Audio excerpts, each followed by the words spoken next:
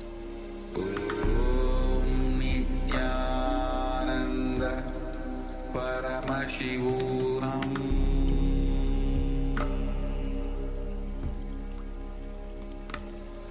Om Nityananda Paramashivoham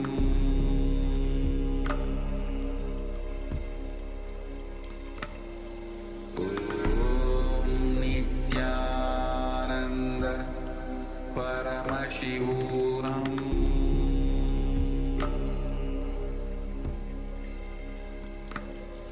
Om Nityananda Paramashivoham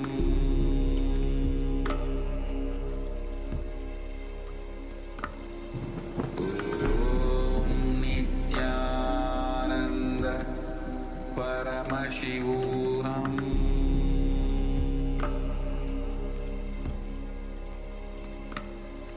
Om Nityananda Paramashivoham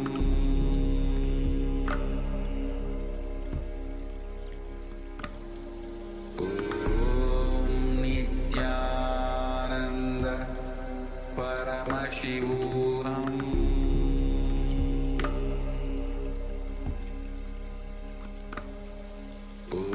Om Nityananda Paramashivoham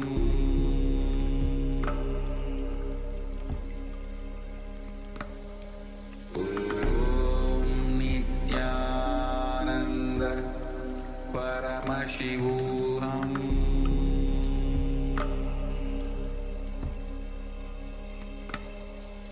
Om Nityananda Paramashivoham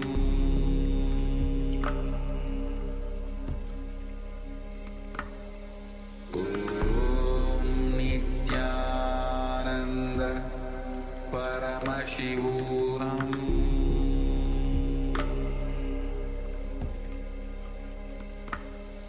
Om Nityananda Paramashivoham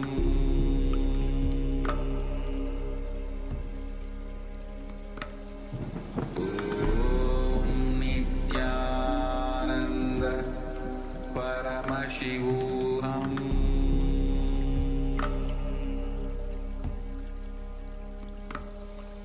Om Nityananda Paramashivoham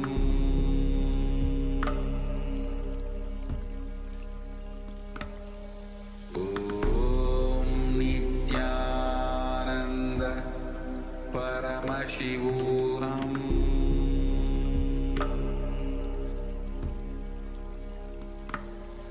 Om Nityananda Paramashivoham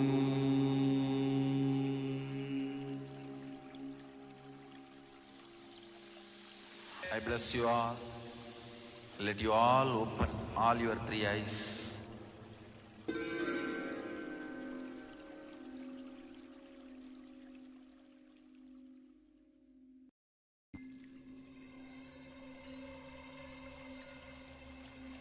I welcome you all with my love and respect.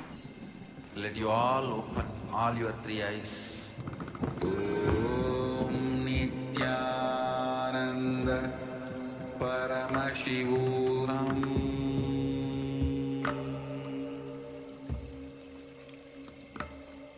Om Nityananda Paramashivoham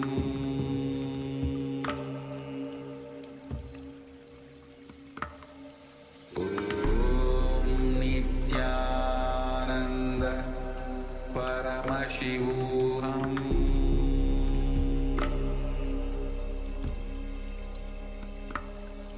Om Nityananda Paramashivoham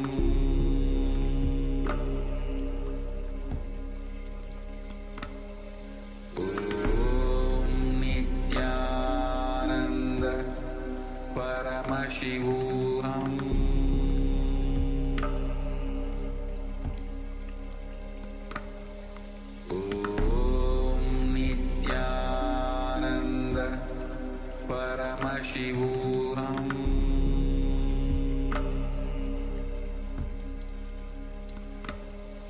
Om Nityananda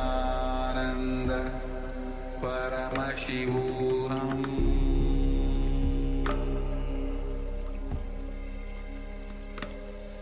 Om Nityananda Paramashivoham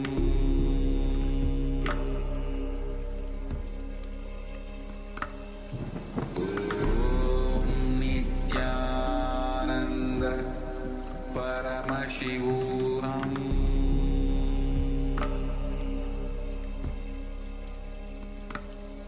Om Nityananda Paramashivoham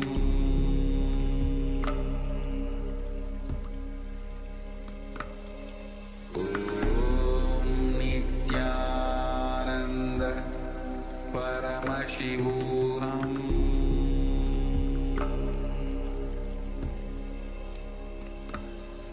Om Nityananda Paramashivoham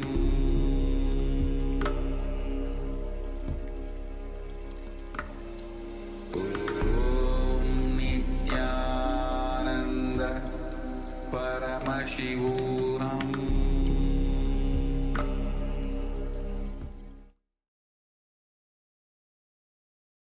Yes, you can relax now. And now just take a moment and have a look at the two containers. So we had one container on the right in which we had perhaps akshata, so the rice with the turmeric, or perhaps flowers or naivedyam, offerings to Swamiji, to the Supreme Pontiff of Hinduism.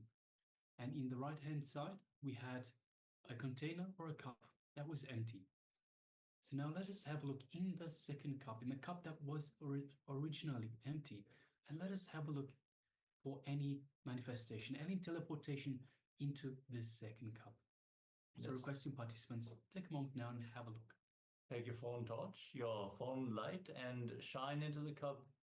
See any specks, any manifestation, any teleportation, any particles that have been transported from one vessel to the other. Take a few moments.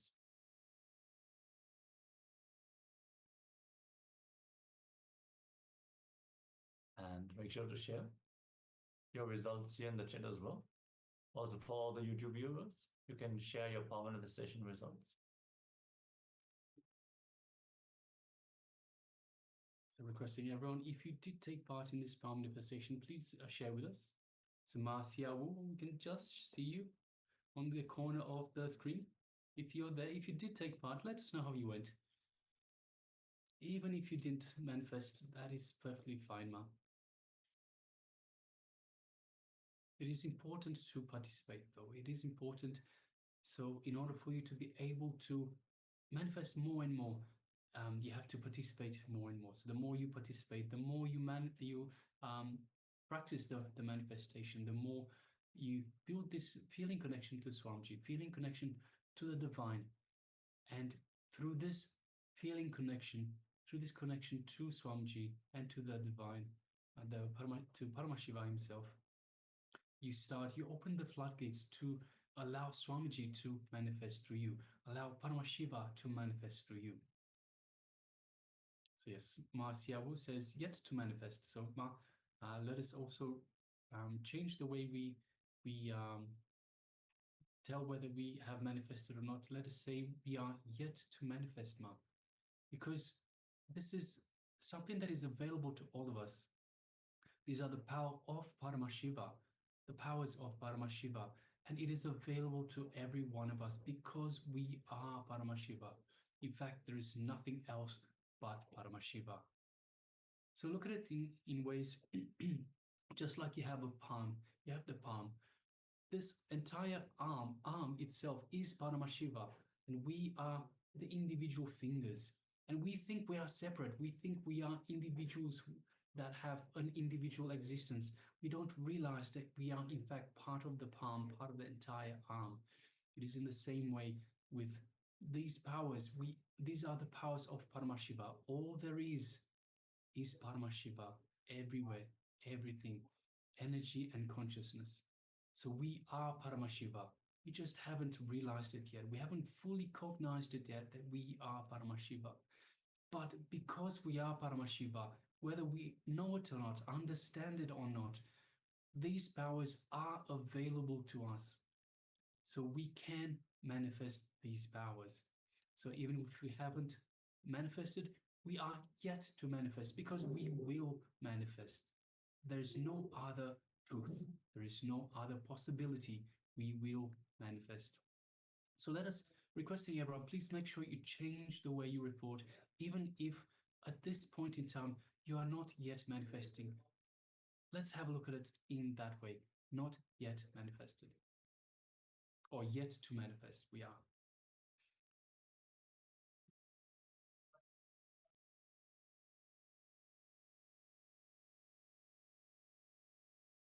All right. So also requesting, once again, all participants that have the camera switched off, please switch on your cameras and take part in this program itself. Be available in the camera. Be available for the program itself.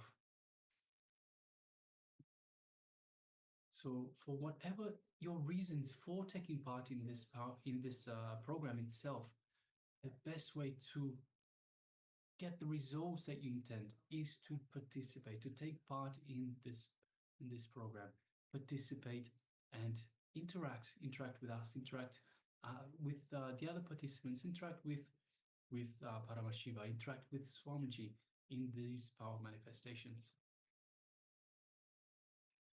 All right, so now let us move on to the next segment, which is intensity. So the next segment is a jnana segment.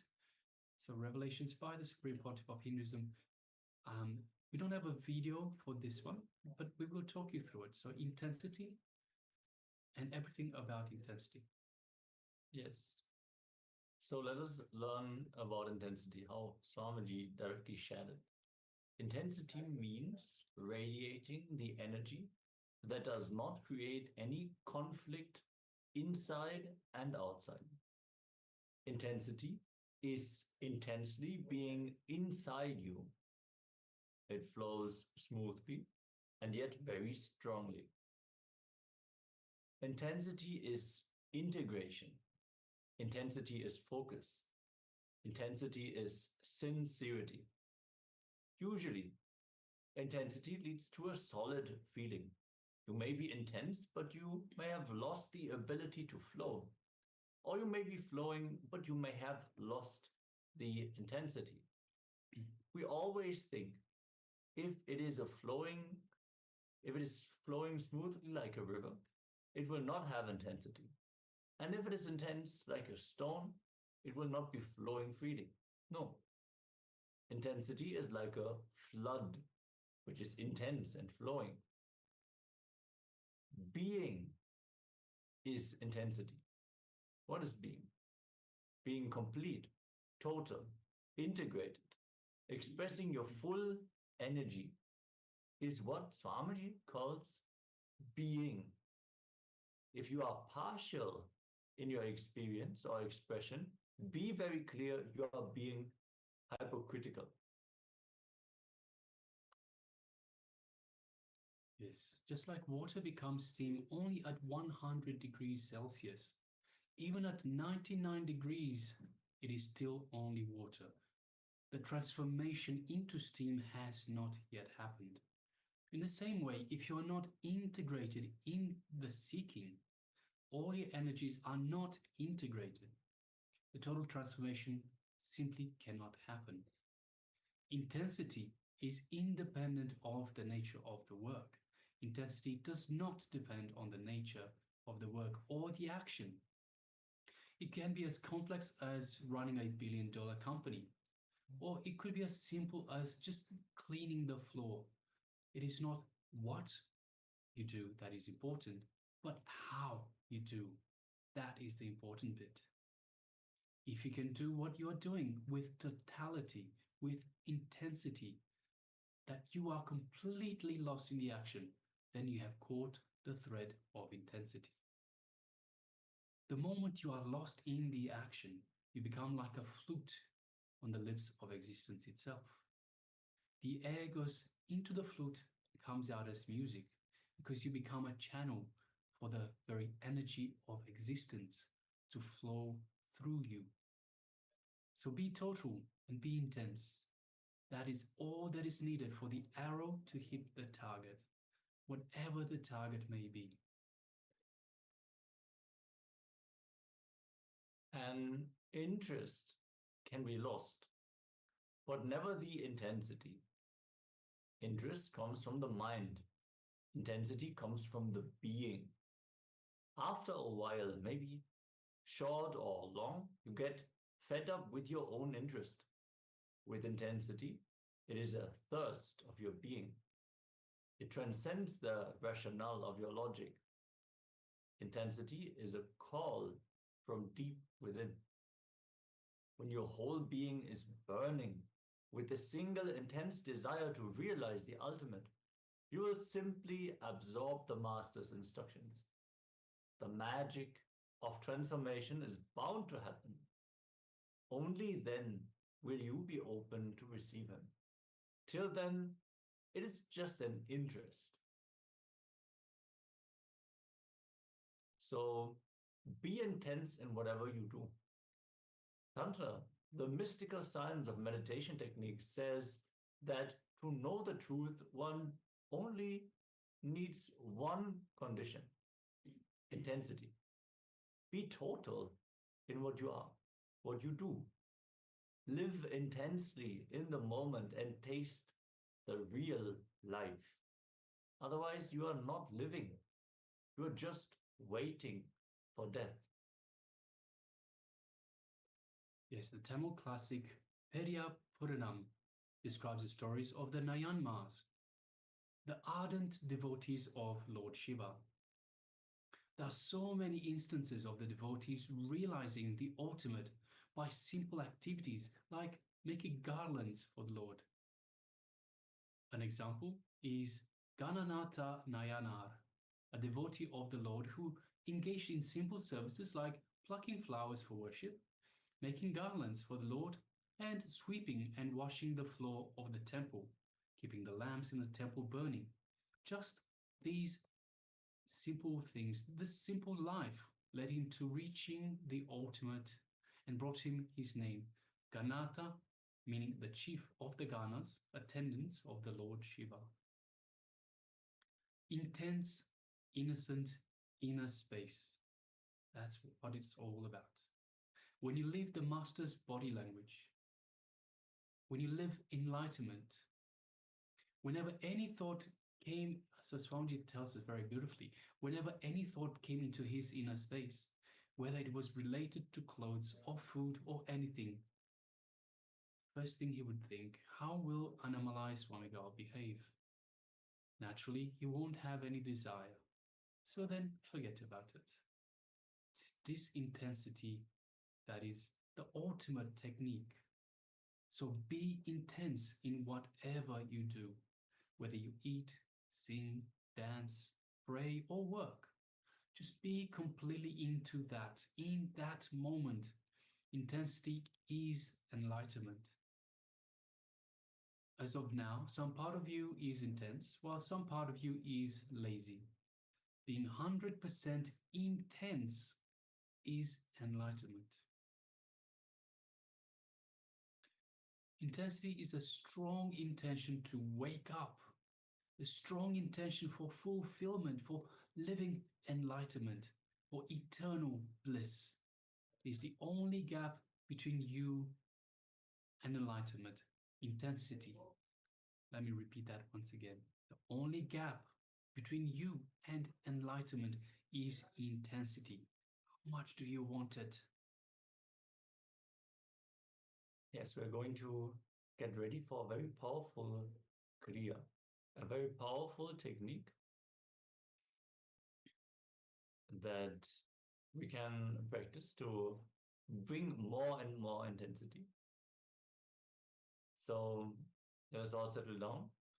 For this kriya, you will need to remove the spectacles if you are wearing eyeglasses, since we are going to perform the Shanmukhi Mudra, where we are going to lock all our senses and bring immense intensity that you can directly experience. So, requesting all the participants to settle down and return back on camera for this kriya that we are going to perform. If you suffer from any heart condition or like high blood pressure, we request the participants to take it slow, and let's get ready.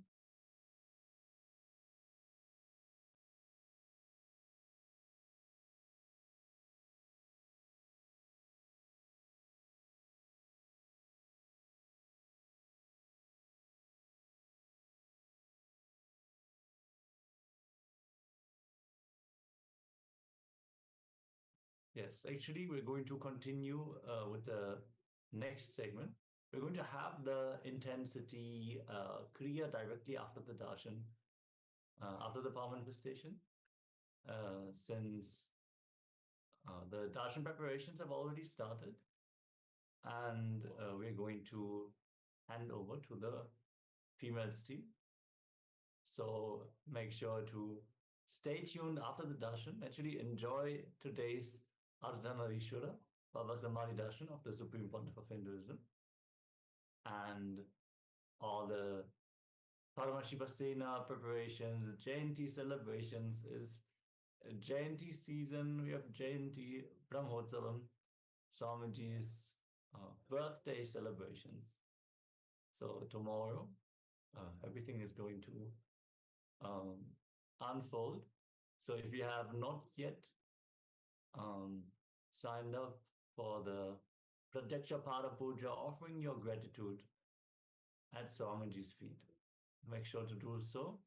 You still have a little bit of time, but all the different sevas are going to happen tomorrow. So make sure to pick any, whichever you like. If you want to manifest the Pada Puja, you are always free to do so. It's also going to happen the Uttamottama Seva, and there's also going to be a unique seva where you can offer 108 different types of clothes to Swamiji. And the uniqueness of this seva is that you are going to actually receive one of these clothes yourself that you can use for your deity at home. So it's not going to be a huge piece of clothing. It's going to be a small cloth that you can actually use for your Swamiji, for your daily puja, so that you'll have a beautiful souvenir. Jayanti season, be ready. Swamiji is surely going to shop in colorful clothing as well. So, yes, let's get ready for the darshan preparations. And make sure to stay tuned after the darshan for power manifestation and continued acharya sessions. Nityanandam. One has three demons, like in the Asura clan, they are born, and one of those three births is Hiranyakashipu and Hiranyaksha. So Hiranyaksha is actually killed earlier, like he is slayed earlier by Bhagavan Vishnu in Bhagavan Vishnu's form as Varaha, as the boar. And that is a different story as well. That's also another beautiful Leela of Bhagavan Vishnu.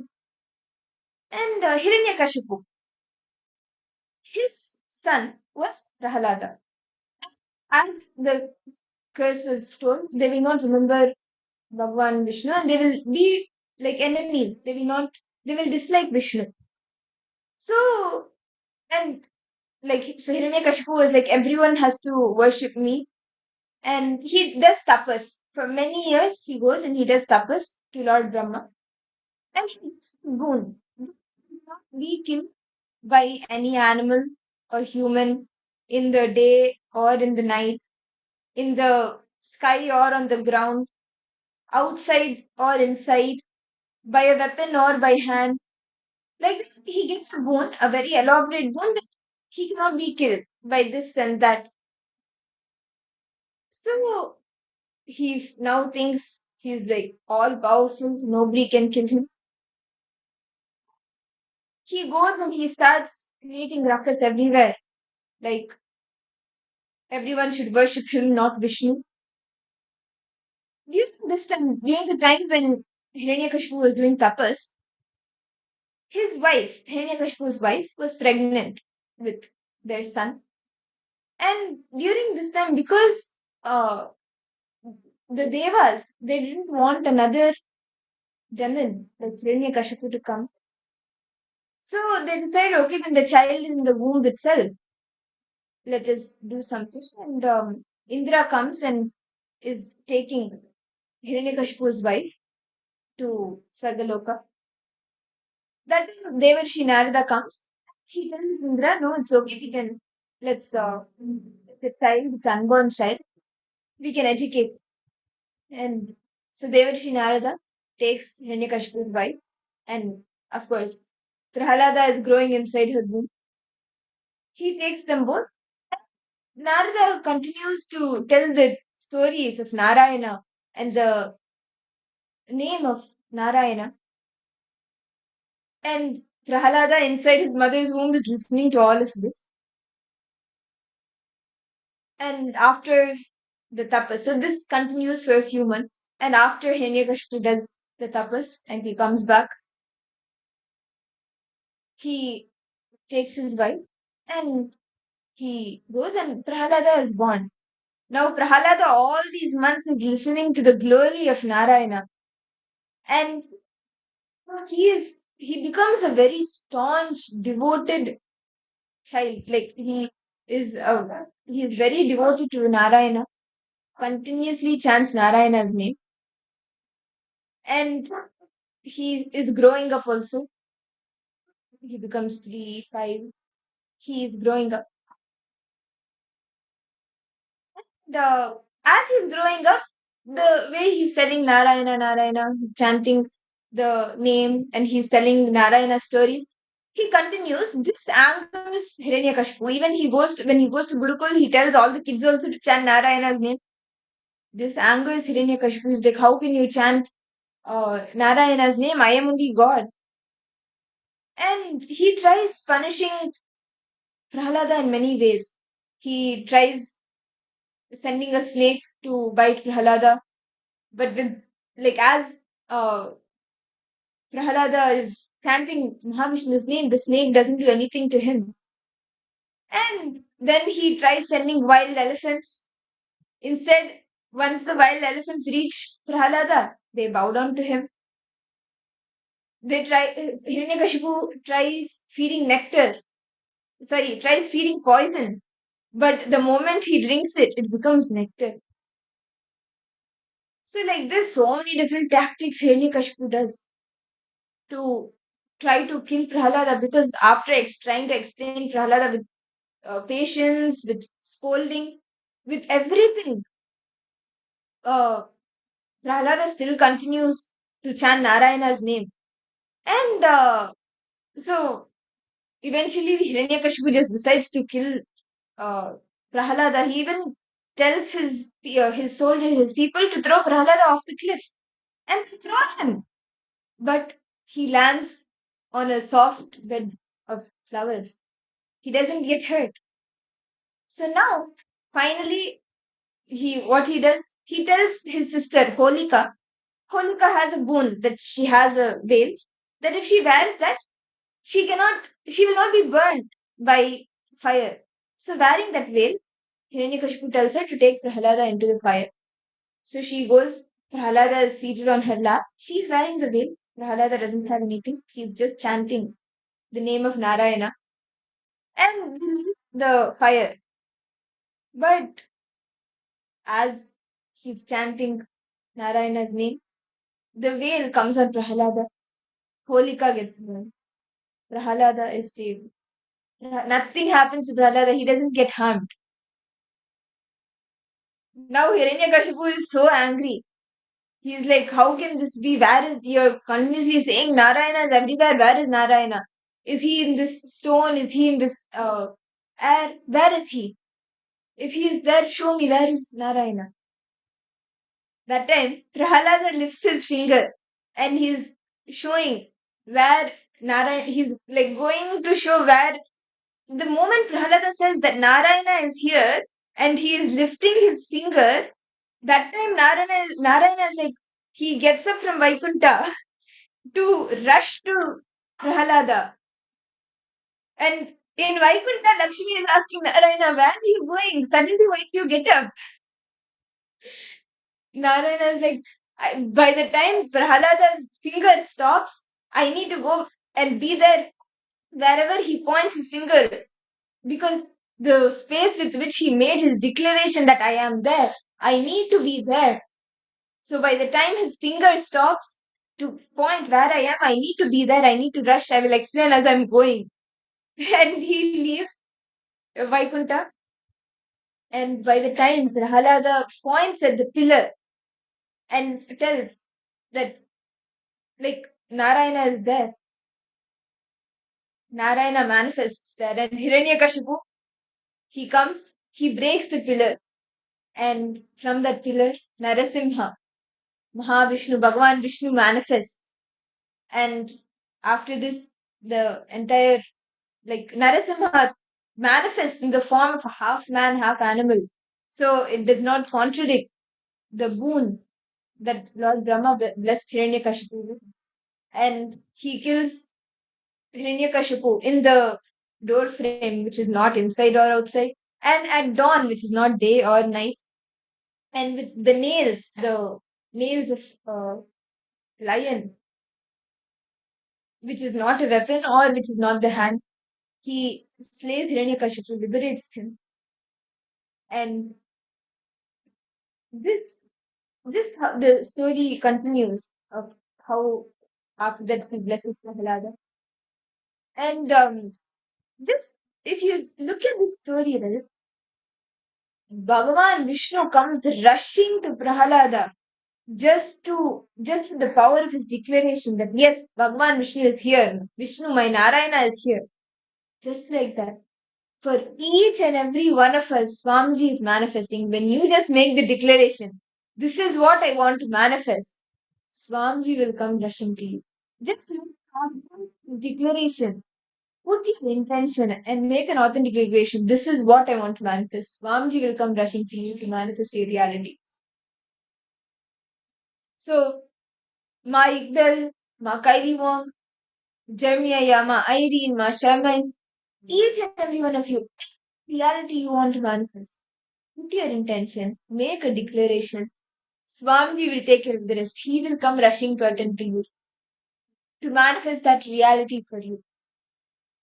And understand, on the auspicious day, understand, we are just like less than 24 hours to like the exact time when Swamiji appeared, Swamiji advent on the planet Earth. And so for those who are participants, if you want to share your love and gratitude to Swamiji for him manifesting, for Swamiji manifesting in your life, and if you want to say, Swamiji, thank you so much for manifesting whatever in my life, you can go ahead and offer the various different sevas which has been offered. Like we having the Pratiksha Pada Puja. Understand? The I would say offering the Pratiksha Pada Puja on this auspicious day will, like, it's just too amazing. Like exactly the time when Swamiji is born.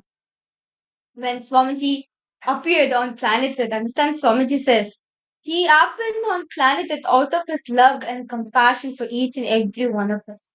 So for those participants who are interested in offering the Pratiksha Pada Puja and want to offer various different sevas on to Swamiji, please head to events.kailasa.org/payment, and please head to this link which has been projected for all the participants, and you can choose which sevas you want to offer to Swamiji on the auspicious Avatar Dinotsava. We are just like less than 12 hours, I would say.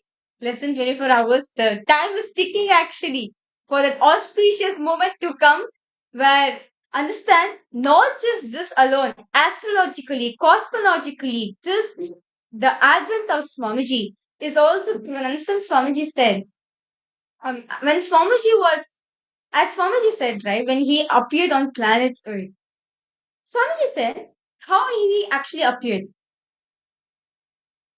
It was on the year 1978, and Swamiji came to planet Earth as a meteor. As a meteor, he came to planet.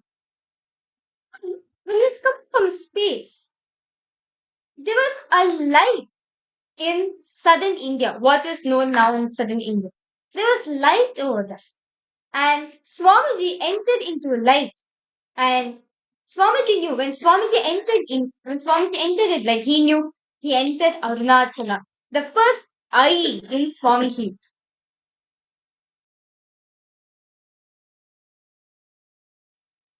Sorry for that.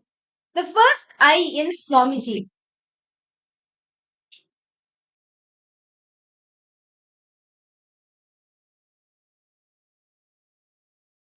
Sorry for the technical glitch.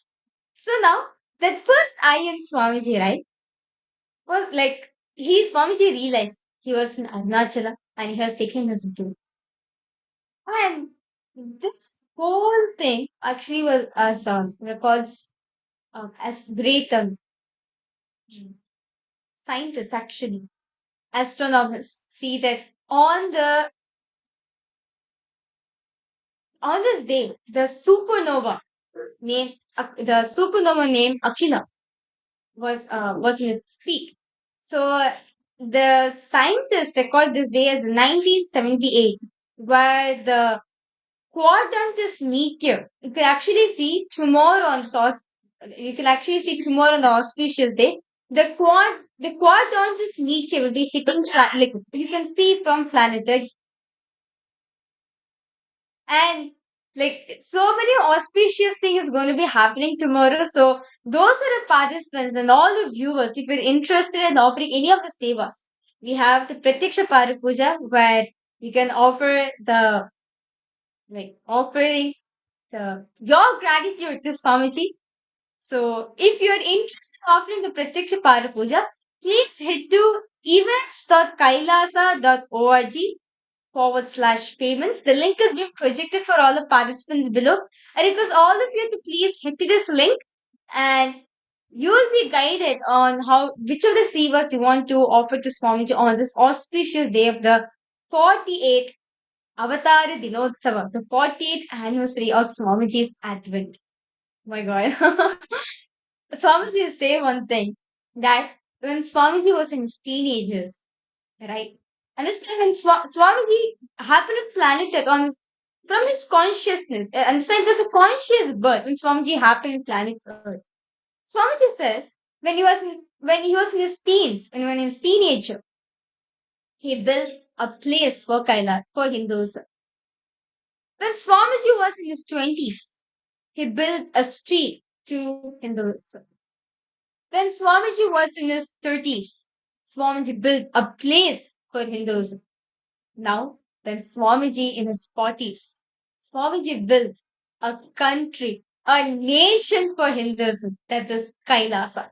Understand? The only Hindu nation survived, being revived once again is Kailasa. And understand, as Swamiji says, all the best sciences of Hinduism, in every field, whether in the field of astrology, astronomy, Ayurveda, or in any biology, chemistry, physics, botany, agriculture, economy, in any field you take, the best juice of Hinduism you can experience in Kailasa. Then understand? So, of course, all of us are going to be celebrate tomorrow. Actually, like, tomorrow's the time where exactly on the Chitra Nakshatram, the time, exactly on Chitra Nakshatram time, Swamiji will be increasing all of us on tomorrow as Swamiji was born. Swamiji happened on planet Earth on the Chitra Nakshatram when the moon was in Chitra Nakshatram, the constellation of Chitra Nakshatra, and Kanya Rasi, the zodiac sign of Virgo. So Chitra Nakshatra, Kanya Rasi. This is the exact time Swamiji happened on planet Earth. So those are the participants. Actually, this is a rare happening, and this. If you want to experience, if you want to offer your gratitude to Swamiji for what you need, for whatever Swamiji has done in your life, we have so many different sevas, rituals which you can offer. First is the um, Pratiksha Pada Puja, offering to Swamiji's divine lotus feet. Understand? One thing I would say, like, the greatest thing, if you want to be freed, understand Swamiji says, Guru Gita, actually the Guru Gita, Parameshwara very beautifully says, if you want to be relieved the ocean of samsara, meaning if you want to relieve yourself from all the mysteries and everything, just by doing the Pada Puja, doing the puja to hold for the divine lotus feet of the Master, of Guru. Understand?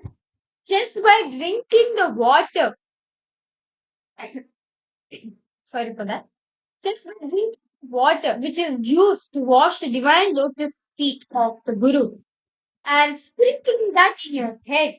Because even after you taking bath in 7 holy rivers, and when you're offering your gratitude at Swamiji's feet, understand? When you're worshipping the feet of the Master, it is considered you are worshipping the Master itself. When you're worshipping the Guru Paduka, the Guru Pada of Swamiji of Guru, it is even you're worshipping Guru itself. So understand, if you want to experience that blessings, the gratitude, if you want to offer your heartfelt gratitude to Swamiji, I request all the participants and all the viewers who's joining us from various different social media platforms, please head to events.kailasa.org/payments and you can choose which of the savers you want to offer to Swamiji out of your gratitude. Understand? Each of the savers being each of the savers over here. It is for how you offer your gratitude songs. I see some of the participants have asked, I want to offer Pada Puja, where can I do the payment? I think it was Jeremy Maxfield. I think you were the one who asked for this. Jeremy, if you want to offer the Pratiksha Pada Puja on tomorrow, do you want to offer tomorrow? Yeah? Tomorrow is actually a most auspicious day. Tomorrow is the best day actually. Yes, you can head to events.kailasa/payment and you can you can sign up for the Pada Puja. And we have so many other sevas happening where every day during the darshan we see Swamiji coming in so many forms, right? Wearing the different alankarams, different jewels, clothes. All of you have the opportunity to even do the Rajashlingara Seva, where you can offer this Seva and offer the different, you can express your gratitude by offering the different Shringaras in this Seva, the different adornments that Swamiji does will be offered to Swamiji. In answer, Shringara. Shringara in Sanskrit means actually one of the most beautiful seva. Shringara means like dressing up, adorning. This is actually a very beautiful seva where you get to offer for Swamiji's own dress of the Raja Shringara seva. And through this offering, we can express the gratitude to Swamiji, who is the remover of delusion, Maya, who bestows true enlightenment and reveals us to our higher self. And the cost for this beautiful seva is $1,501.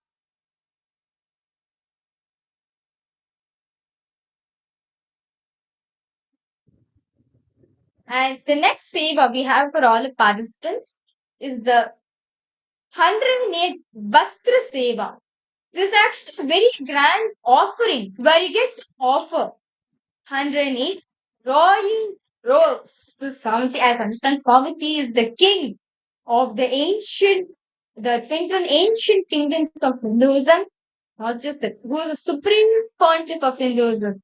So, all the royal robes to Swamiji on this auspicious day, so that he can remove the delusion from you. Please go ahead. And if you're interested in offering the seva, the 108 Vastra seva, actually, 108 royal robes will be offered to Swamiji. And through the seva, any delusions you're experiencing in your life, you will be cleared. It will be removed from you. Swamiji will remove the delusion from you. So, and this seva is about 1008 US dollars.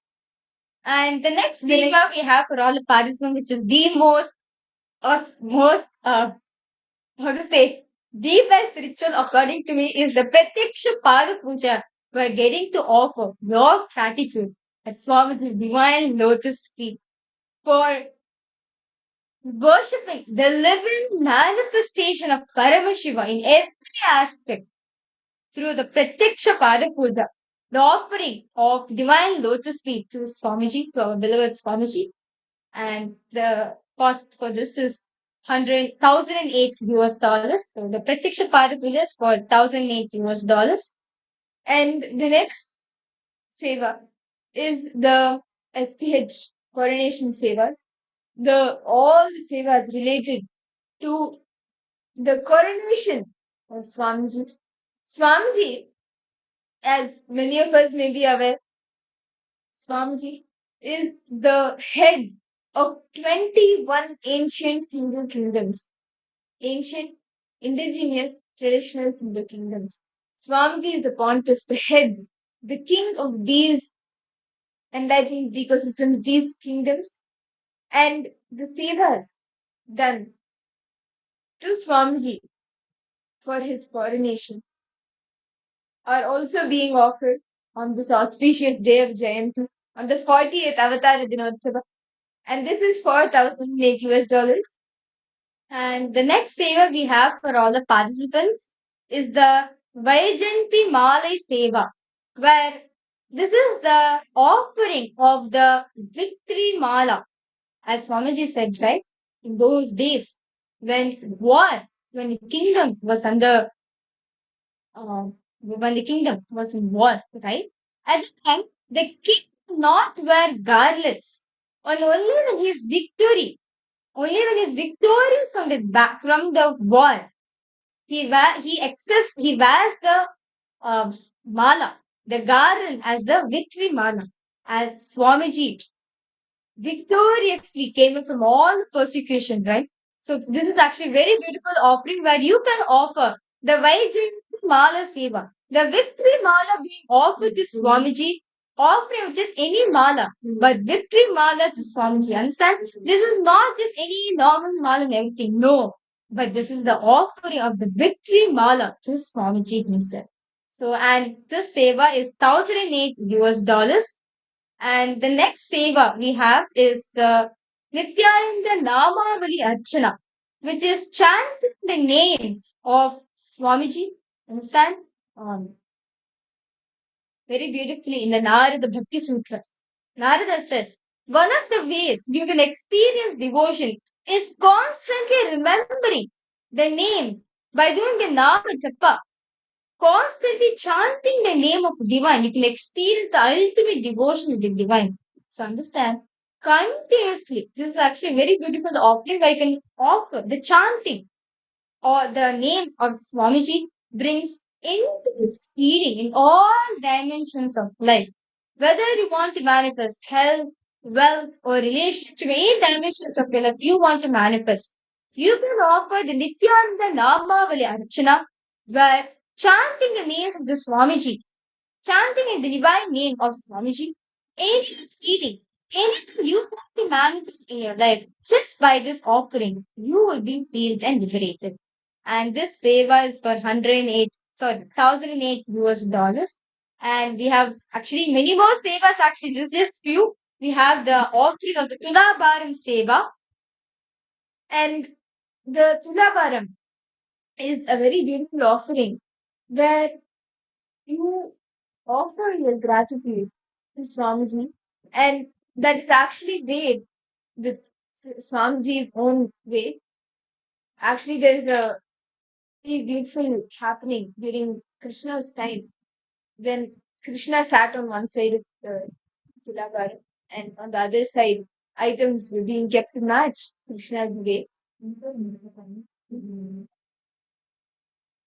And the story goes how Satyabhama, one of Krishna's wife, she was one of the, like her family, her background, she had the most wealth. And one day Narada comes and tells Krishna to come with him. And Satyabhama, she's like, how can you take Krishna and good?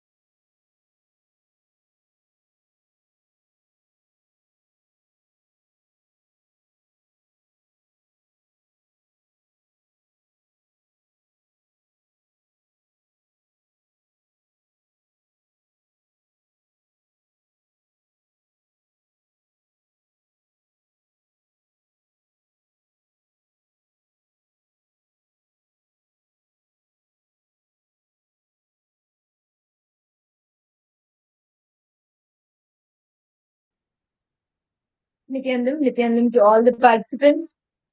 We sincerely apologize for the technical English. So, as I was sharing, the Tulabharam, it is a very beautiful ritual. Actually, it is done in all different times. It's done for babies, for children when they are born. It is one of the rituals that is done. And it is even done for kings when they are being coronated. There is a beautiful story in the Tulabharam during Bhagavan Krishna's time. One of his wives, Devi Satyabhama,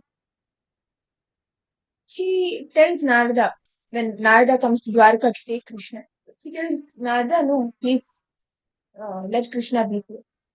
So Narada says, okay, if you give me something that is equal to the weight of Krishna, then Krishna will be here. If not, he has to come with me. So Satyabhama is like, of course, I can give you, like, I can give all the wealth that is equal to Krishna's weight. That much wealth is there. So, what to do? She arranges the Tulabharam, the weighing scale. She requests Krishna to sit. And on the other side, she starts putting the jewelry. Jewels, gold, some amount is put, which actually, if normally measured, it comes up to the weight that Krishna is. But Krishna did not lift up. Krishna, the scale was still imbalanced. And like it did not get balanced. So they add more weight. They add, try, Satyabhama tells, okay, get more jewels, more gold. They keep adding. Finally, and end, all the wealth that Satyabhama has is added onto the weighing scale. Still, Krishna does not move. The weight is not balanced. Krishna is still on the ground with the weight. The weighing scale does not balance.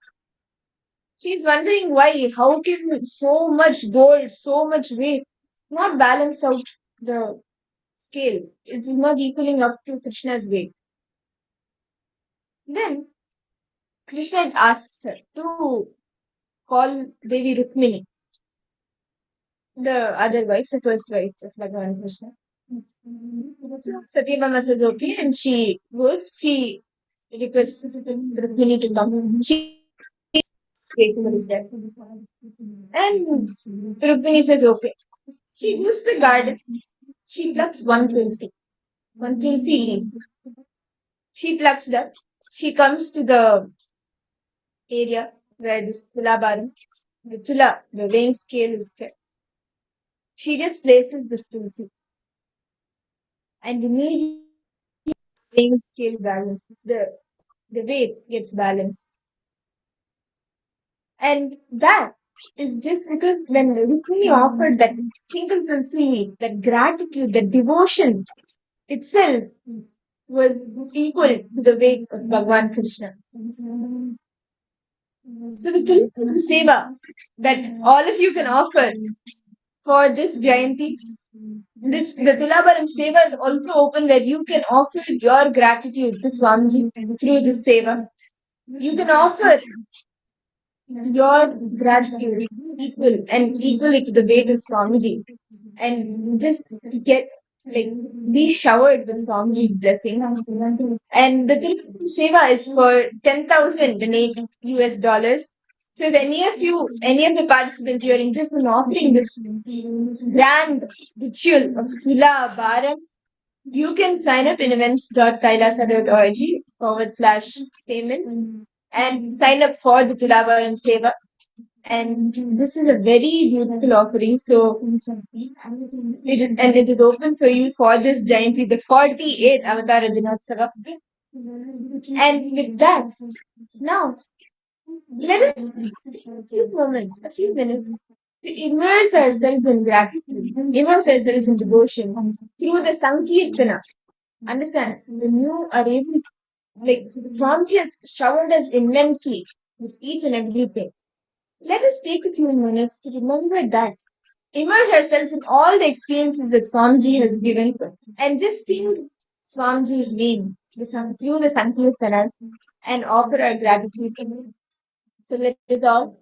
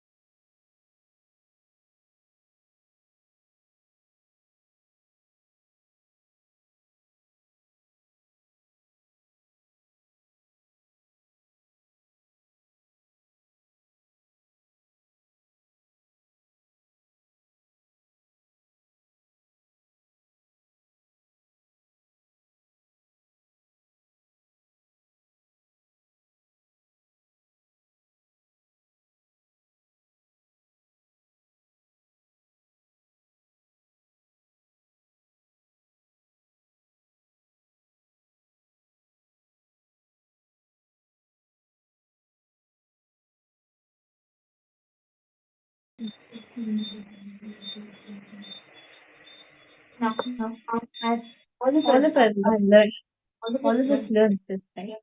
As we're preparing ourselves for the darshan, let us now enter into the Sankirtana, where we immerse ourselves into the devotional sound for our Swami.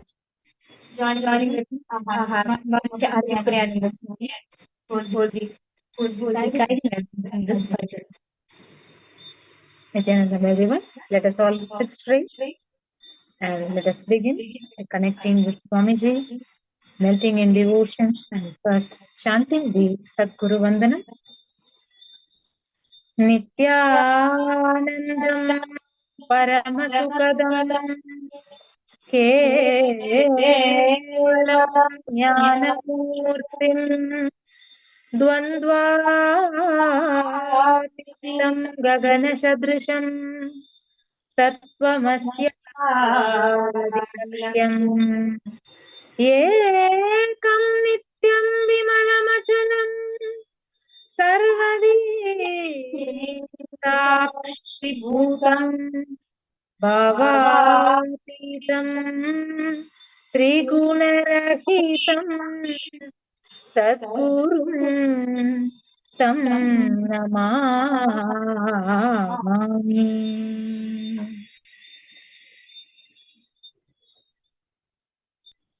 Now, let us begin the Nitya Kirtan.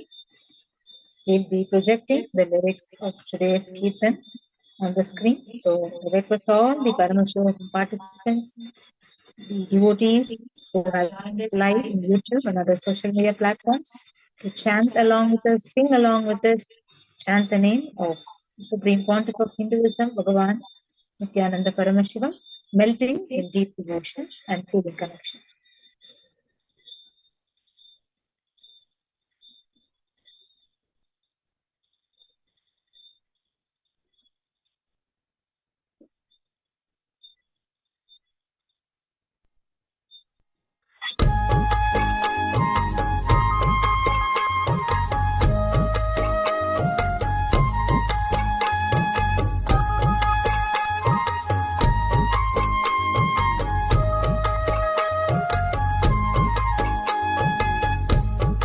Nityananda, Nityananda, Nityananda, Nityananda, Nityananda, Nityananda, Nityananda, Nityananda, Nityananda, Nityananda, Nityananda, Nityananda, Nityananda, Nityananda, Nityananda. Jai Guru Nada, Bhavabhayadata, Brahmananda, Nityananda. Jai Guru Nada, Bhavabhayadata, Brahmananda, Nityananda. Jai Guru Nada, Bhavabhayadata, Brahmananda, Nityananda. Jai Guru Nada, Bhavabhayadata, Brahmananda, Nityananda.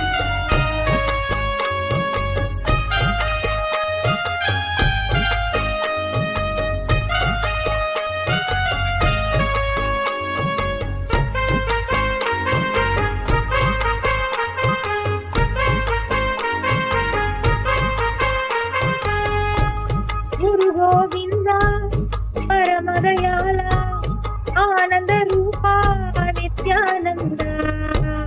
Guru Govinda, Paramadayala, Ananda Rupa, Nityananda. Guru Govinda, Paramadayala, Ananda Rupa, Nityananda. Guru Govinda, Paramadayala, Ananda Rupa, Nityananda. Jagadodara, Nityananda, Sadguru Nada, Nityananda. Jagadodara, Nityananda, Sadguru Nada, Nityananda. Nityananda, Nityananda, Nityananda, Nityananda.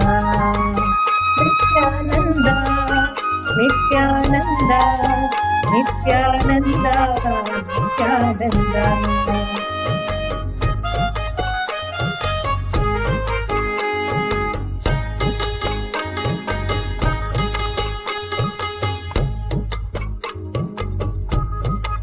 तुमुहोदयमय ब्रह्म विष्णु महेश्वर आदि आनंद नित्यानंद आदि आनंद नित्यानंद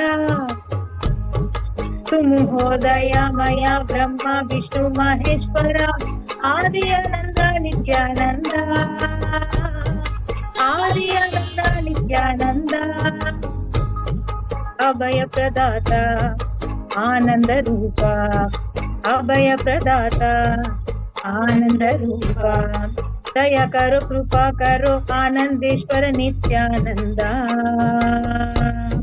दया करो कृपा करो आनंदेश्वर नित्यानंद नित्यानंद नित्यानंद नित्यानंद नित्यानंद नित्यानंद नित्यानंद नित्यानंद नित्यानंद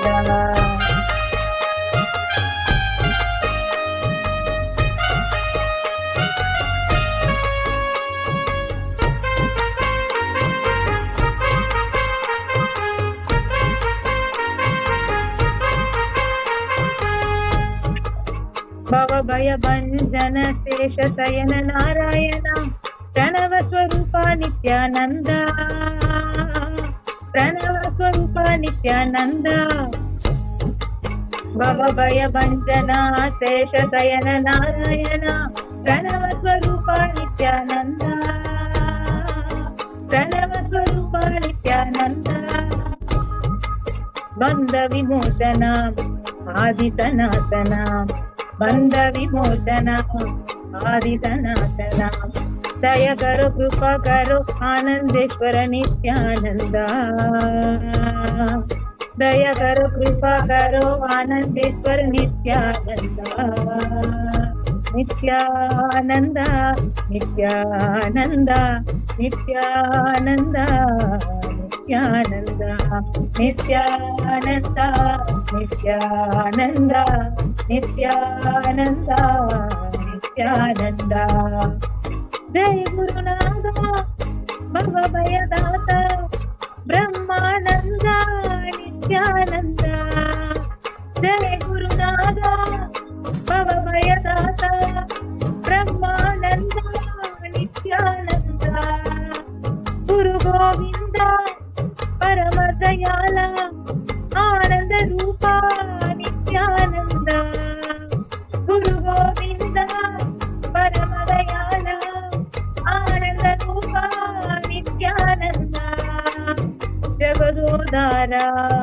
नित्यानंद सद्गुरुनाथ नित्यानंद जगदोधारा नित्यानंद सद्गुरुनाथ Nityanand Nityanand Nityanand Nityanand Nityanand Nityanand Nityanand Nityanand Nityanand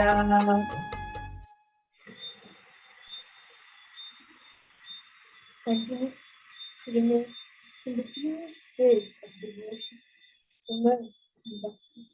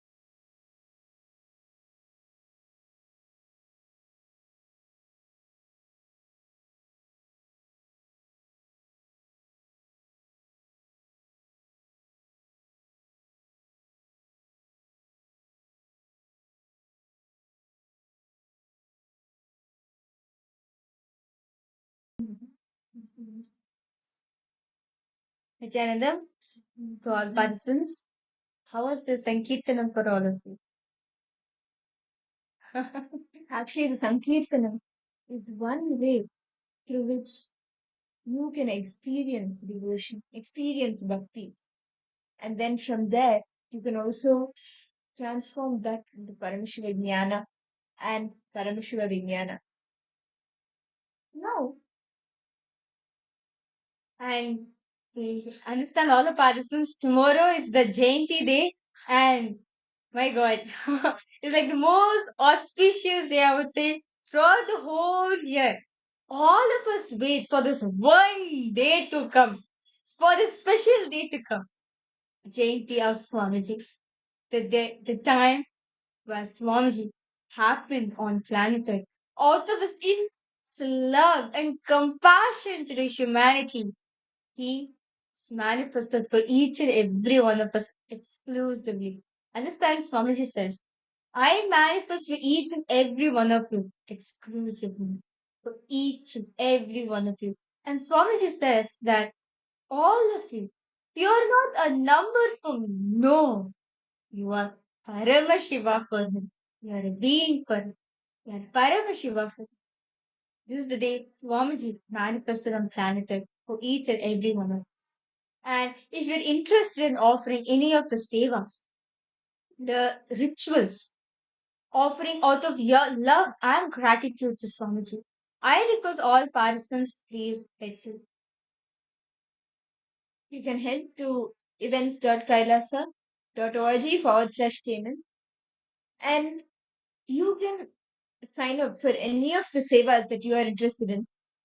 See, when you your gratitude at Swamiji's feet for what showered you with till now, whether it is Swamiji manifesting in your life in some form or the other, or when you are really seeking for something, like a miracle, he just comes and manifests that for you. Whenever you call him, he just rushes and comes to you. For every single thing that has manifested in your life, when you offer your gratitude to Swamiji, he showers you back. Swamiji showers you 10 more, 100 times more. So, for all the participants, we have for tomorrow on the auspicious day of Jayanti, we have so many number of sevas actually, which you can participate in. So, we have the Pratyaksha Pada Puja, offering the divine lotus feet, doing the puja to Swamiji's divine lotus feet, and the cost for this is $1,008. And the offering of the Uttama Seva, the best offerings, understand, in Agamas. Paramashiva along details and details. The best offerings done to Paramashiva himself. So on this auspicious day of the Avatar Ignotsava where Swamiji happened on planet Earth, we are going to be offering the Uttama Seva, and this is $1,008 once again.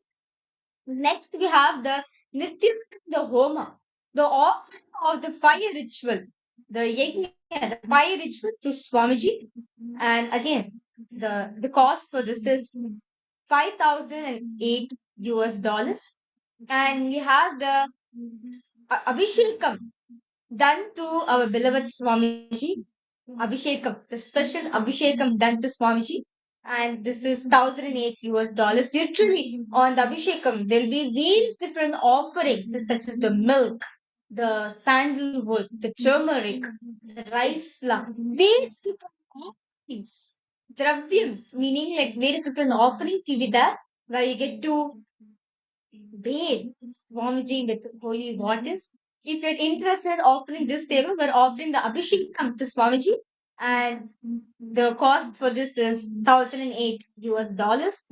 And if you offer the Sahasranama Archana, meaning the offering of the 1,008 names to Swamiji, the chanting, the Archana, the offering of the 1,008 names. So basically, the 1,008 names of Swamiji will be chanted and understand.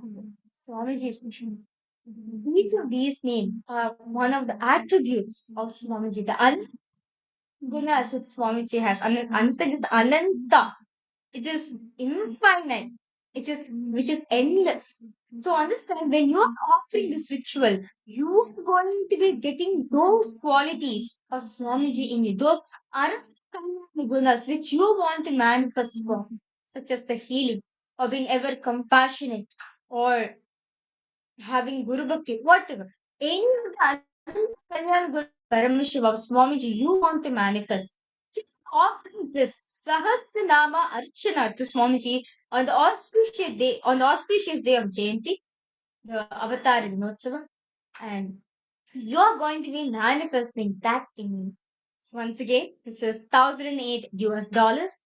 The next is the offering of the Go Puja, followed with the Suprabhata Seva, the waking up Swamiji from his samadhi, and the Ekanta Seva done on the auspicious day of Jayanti Avatar Dinotsava. And this is 1008 US dollars. And we have next is the Vishensha Naivedya Seva, the offering of the special Naivedyams to Swamiji on the auspicious day of where all the where wherever you feel like you want to manifest, where you want to offer your gratitude to Swamiji, and literally by offering the Vishesha Naivedya Seva, any boons or any obstacles you're facing related to health dimension, healing purpose, by offering the seva, all the problems related to health will be solved. And once again, this is 1008 US dollars. The next is the Nera Totsavam Seva, where this is actually a very beautiful offering done to Swamiji. And once again, this is 1008 US dollars. So I request all participants, this like so many sevas, like so many rituals are going to be offered, especially just for Swamiji tomorrow. And as all of us are celebrating the advent of Swamiji, the 48th Avatar Dinotsava, the happening of Swamiji on planet Earth. And if you're interested in offering any of these sevas, any of the rituals, if you say Swamiji, I want to thank you. I my gratitude to you for you manifesting in my life, for giving me breath in my life. I need to give something to Swamiji. This is my way of saying thank you to Swamiji. I request all of you, please head to events.kailasa.org/payments, and you can please feel free save us which you are connected to, which sevas which you feel this is the best I can offer to Swamiji. To go ahead and offer. Yes. Ma Komati Kaiselvan, Ma Kaili Wang, Ma Iqbal Bano, Ma Shulini Durga, Pavanaya, Jeremiah, Ma Irene, Ma Teresa, each of you can see which of the sevas that you want to offer and offer your gratitude to Swamiji. Understand from each of these sevas you will benefit, you will have a common breakthrough, whether you are aware of it or not. Swamiji will take out some pattern from you and shower you with his blessings. Shower you much more than you can even imagine. Literally, on this auspicious day, any goals you want to manifest or any field of your life, if you're stuck, there's an obstacle for you, you want to overcome it, you want Swamiji's blessings and you want to overcome it, then do any of the rituals. Understand? Of Hinduism, the Kriya Pada, right? So when you do Kriya Pada, literally your being, your whole body, mind, and consciousness raises itself to the parallel universe. Understand? That's the power of Kriya Pada. So any obstacles, you feel like if you're stuck, you want to manifest a breakthrough in your life, offer any of the sevas. You will see. When you understand, when you give yours to Swamiji, what you think, okay, this is the best I can do. When you give what you have to Swamiji's feet, you will see. Swamiji will shower you. Understand? So very beautifully, Swamiji says one thing. Kubera pours. Sorry. Kubera gives. Lakshmi pours. Paramashiva showers. Understand? If you want to manifest best, if you want to manifest anything in your life, when you offer the best, when you offer what you have at Swamiji's feet, he's gonna shower you the best of the best in your life. Understand? What he has in the suitcase, what Swamiji has with him, he will be showering you with all the auspiciousness in your life. I request all participants to post which are the savers all of you are going to be offering tomorrow. And it's like really one of the blessed thing. Understand? One of the blessed thing you can offer do on this auspicious day is deciding to give. Understand? Swamiji says, when you give up, when you surrender whatever the dearmost to you in your life, Swamiji will shower you what is the dearmost he has in his life. Very beautiful in the Guru Gita, Paramashiva says, the most dearest thing in one's life is Guru Kripa. Having Guru in your life as his manifestation is rare. As Swamiji's manifestation is rare in us. Understand? For this very happening, understand? For Swamiji's advent to come happen on planet Earth, not just him alone, the whole planet, whole universe, the whole cosmos. Understand? The whole cosmos was waiting, was planning for this advent to happen, as humanity was in dire need for this. Ever since after the Mahabharata won, where Bhagavan Sri Krishna left the body and went to Vaikuntha. Since the age of Kali, right? Humanity have humanity have degraded ourselves from where we was. Meaning, like the consciousness, forgetting that we are the consciousness, we degraded ourselves. And not just that, now in the current day, in the modern era, where there's so much of violence, so much of wars and so many different things, right? At this peak, when humanity is in their crisis, when the negativity rises, it happens once again to uplift the Dharma. In the Bhagavad Gita, chapter 4, verse 7 and 8, Bhagwan Krishna says, Yada yada hi dharmasya glanir bharat abhyutanam dharmasya tadatmanan srijamyam paritaya sadhunam vinashaya ch dushkritam dharma samsthapanarthaya sambhavami yuge yuge. When the negativity rises, when the positivity declines, I happen the Dharma. I happen again and again. Through his words, Swamiji has come down to uplift the Dharma of life once again for all of us. And he has happened for each and every one of us as an answer to all of our prayers. Okay. Yes, so we have again you have asked a question regarding what's the Pada Pujas, what's the difference between Pada Puja and Pratyaksha? It is the same. See, Aya, Pratyaksha Pada Puja is the offering done to Swamiji's feet. The Pada Puja is the seva. The words Pratyaksha means physically present. So Swamiji has incarnated, he's there as a as a alive form, alive being in front of us for us to offer the Pada Puja. Pratyaksha means physically there. And the Pada Puja is offering your gratitude at the feet. The Pada means feet and Puja is the offering. You can choose Jeremy Maxwell there.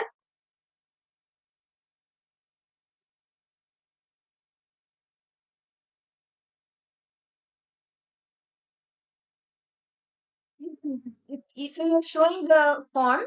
You can yes, so you can choose the first one. The Pada Puja. So it's based on the how much you are doing. So there are options to pay from do the Guru Dakshina option as well. So as we are saying that the offering of the Pratyaksha Para Puja is $1,008. And if you want to if you feel like I would say yeah, you should offer the $1,008 as you can get like you see the karma break. You'll actually experience the karma breakthrough in your life. And you can receive the direct blessings from Swamiji, personal like you can receive the one-on-one blessings from Swamiji after the Pratyaksha Pada Puja. Yes.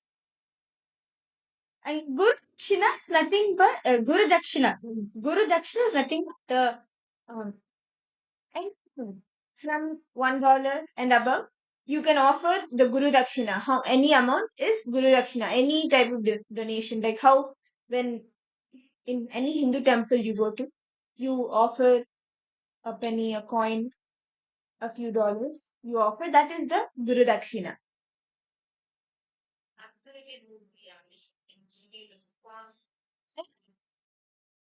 Now, by offering the Pratyaksha Pada Puja, the 1,008,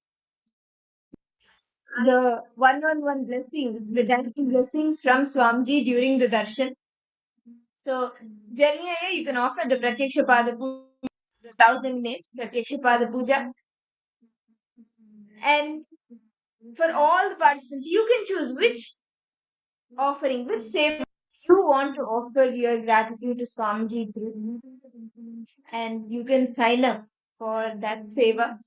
You can head to events.org/payment and put your intention.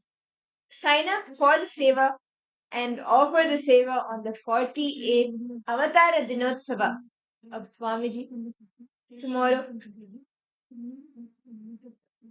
And there can't be a more auspicious day than this, when the day Swamiji himself happened on planet Earth as an answer to all of our prayers. He has happened to attend to each and every one of us individually as a manifestation in our life for giving us a superconscious breakthrough. Yes. Any questions, doubts all participants are having or all the viewers are having? Do feel free to post in the chat section. Okay. Guru Dakshina is donation. It's like any type of donation. The Guru Dakshina is any type of donation or any type of Dakshina. It's like the donation. And you offer to your Guru. Like there is actually a very beautiful practice. How after the education period or after you are guided by the Guru, you offer the Guru Dakshina after a certain time period of getting the education. How these days, I can't even compare it to fees, but just to give an example for you to understand how after you pay the fees, similar to that. But of course, Guru Dakshina has its own spiritual benefit. It has the spiritual benefits where you will have karmic breakthroughs where when you give the dakshina, a pattern leaves you. So you offer something to the guru, that is the Guru Dakshina.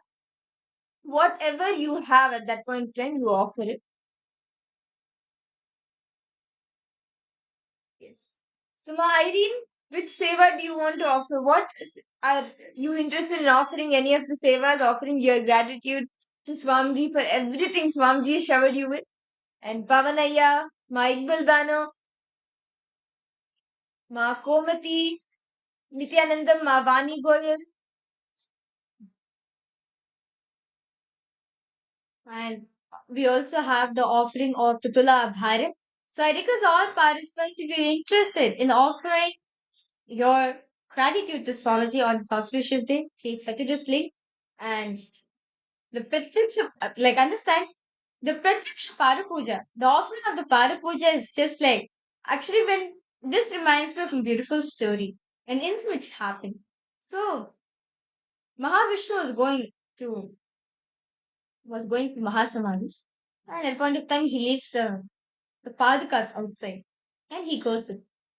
And the Shankar Chakra mocks, like teases the son, the saying, see, Parindama leaves you outside in Ingo, but look at us, he takes us along with us for Mahasamadhi.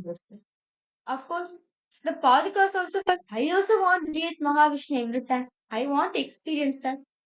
Parandama, he's Atma Rama, right? He knows everything. Parandama, he knows.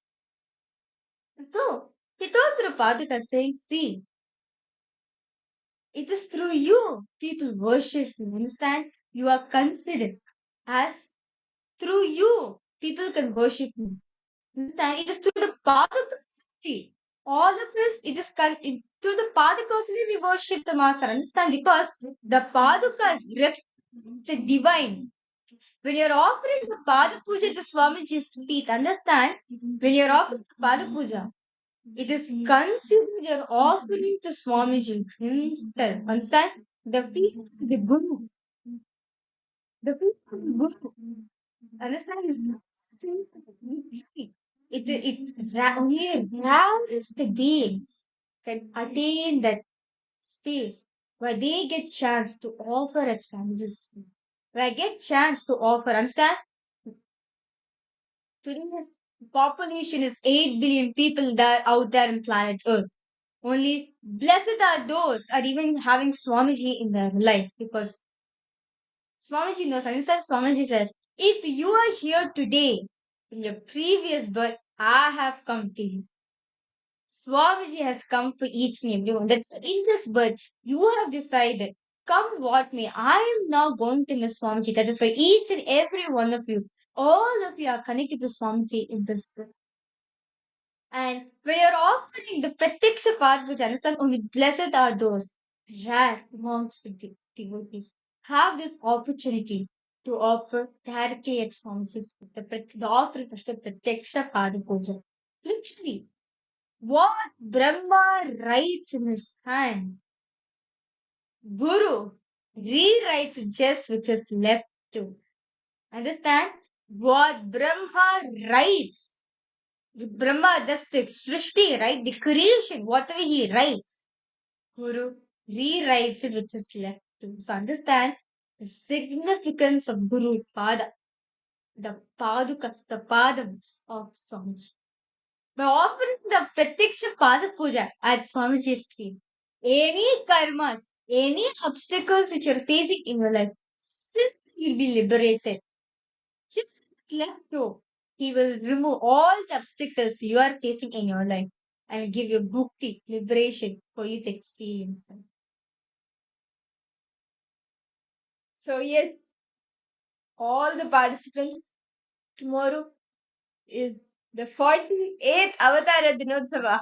Like, if you just look back, sometime back, it just feels as if the Jayanti just gone over. But 1 year is over and Swamiji's 48th Avatar Dinotsava has come. And there can't be a more auspicious day than this to offer your gratitude to Swamiji for happening in our life. So you can head to events.kailasa.org/payment and sign up for any of the sevas that you want to offer, whether it is the Raja Shringara Seva or the 108 Vastra Seva. How Swamiji is just gracing us every day during the darshan with all the different alankaras. You can offer that. And whether it is the Vaijayanti Mala Seva, the Mala, the garland of victory, or the Nityanda Namavali Archana, where for every aspect, for every quality of Swamiji, every name of Swamiji, you offer your gratitude and manifest those very same qualities in you. Any of the sevas that any of you want to offer, you can sign up immediately and don't wait. Take a step immediately and you will manifest the rest. Don't think about all the obstacles that may be coming. Swamiji, if you make the declaration, yes, I want to do this. Swamiji will come rushing to you. Right now you can manifest and offer the seva. Any questions, any doubts all participants are having? Or if you want to share your experience too, do feel free to post in the chat section. Can I request all participants to post which savers are all of you going to be offering tomorrow? What's we are all going to be offering your thing to Swamiji? Yes. So for those that are participants who have filled out the form, right? You'll be receiving an email on the further details and how you'll be doing how you can offer this thing on Swamiji's on Tavatar Dinotsava. And as let us all now prepare ourselves for this beautiful for receiving Swamiji's expression.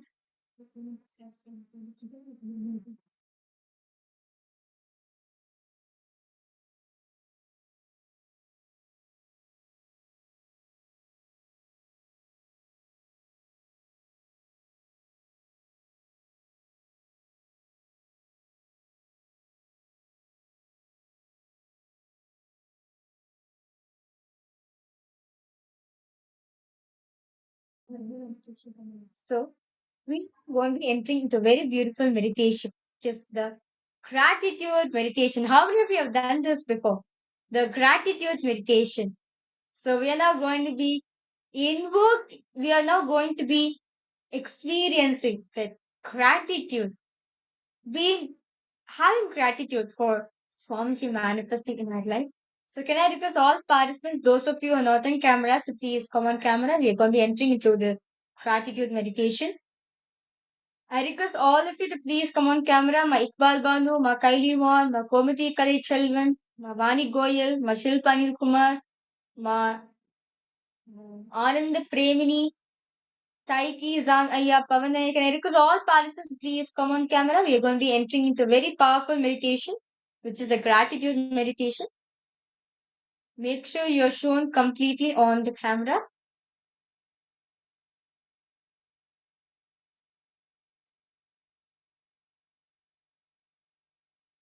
I request all the participants to please settle down. Please sit straight. Close your eyes. Sit in a comfortable seated position. Now, bring your awareness to your Sahasrara chakra, the ground center.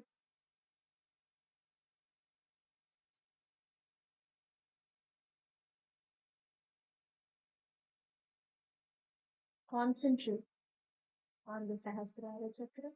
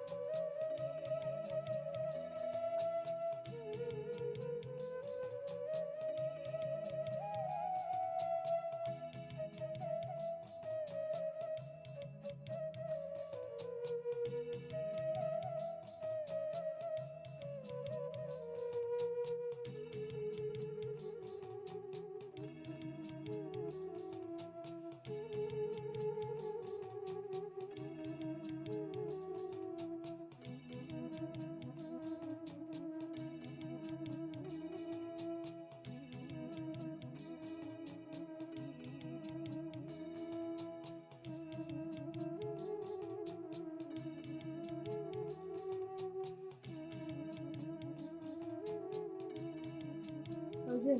All the other parts of your body, your head, your hands, your legs. Forget every part. Concentrate only on the Sahasrara chakra.